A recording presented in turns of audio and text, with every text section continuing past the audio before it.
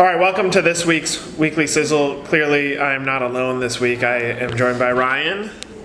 Hello. Came after the wave, and Shannon. Hello.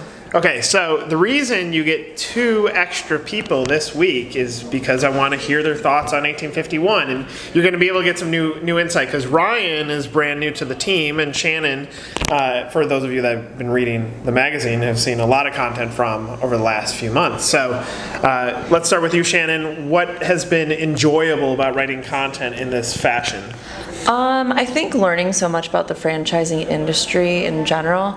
Really, I get an interesting vantage point from talking to franchisees, franchisors, and people on the executive level of the industry. So that's been really insightful. Do you feel that coming into 1851 you understood what franchising was?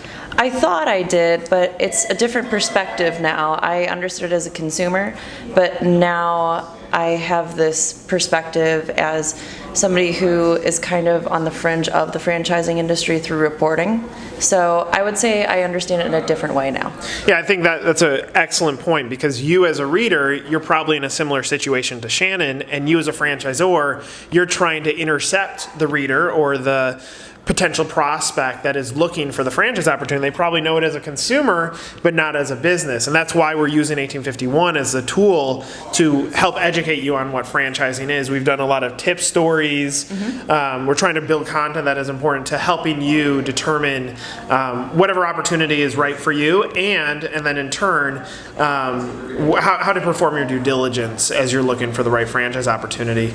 Ryan, the reason I want you on this is so that you can provide some insight from the outside. What have you seen about 1851? And you and I have talked about this for a long time, but what excites you about this model?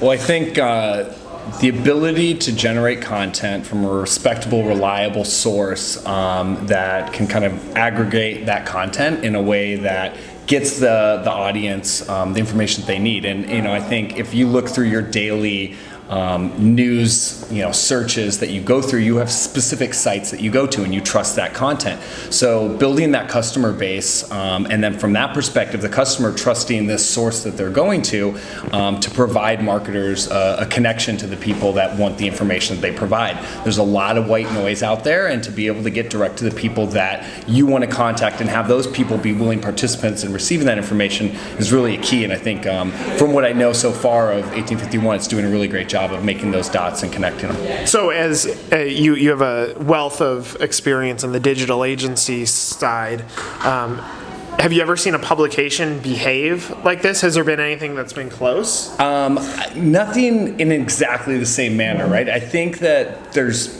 sites that do bits and pieces of what 1851 is doing, which is great, but to have it all in one place obviously is the holy grail. You want to be able to go to one place, get the information you need across the board. And again, I don't feel like I've interacted with any sites, whether it's something we've been building or something we've interacted on the outside, that have done as good of a job to connect all those dots and have it all in one location. Right. So Shannon comes to the table as a consumer and looking at a brand, and then she lands on our site, or you've landed on our site, and you get some information on franchising or business, and then you get to do a little bit more homework. So part of our job is to lead you towards the path of doing homework. So you can land on the Buffalo Wings and Rings.1851 franchise page, and you're able to do your due diligence there, and then you're able to go back and read more content. It's like the publication of tomorrow won't just have lifestyle or sports or business. It might have a sports section, and then you get into the sports section, it might say, all right, you're a Cubs fan, here's a section specifically on the Cubs, and hey, you want to see when they're playing their next game, you can have access to that information. We're trying to make 1851 the be-all, end-all place for everything franchising, so as you get introduced to it, we're able to give you the right content to get in front of you. This is how the prospect is changing today. This is how you're changing today, is you're able to do all of your homework in one singular place, and you don't have to tell anyone that you're doing it. That we're noticing franchisees that Shannon's talking with, that they've come to the table after doing a wealth of research on their own. They didn't even let the franchisor know they were interested until they went and did their homework. We're trying to guide the prospect towards the right place. Again, I wanted to be joined by a few other people on our team because it's our job to make sure you guys are getting the content that you need. Again, lots of great stories on the site this week. We have my column talking about lead generation, which was important for many of the franchisors out there. I'm not sure about the franchisees.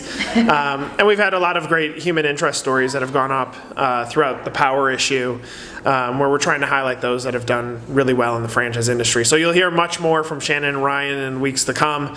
We appreciate you tuning in, and we'll see you next week.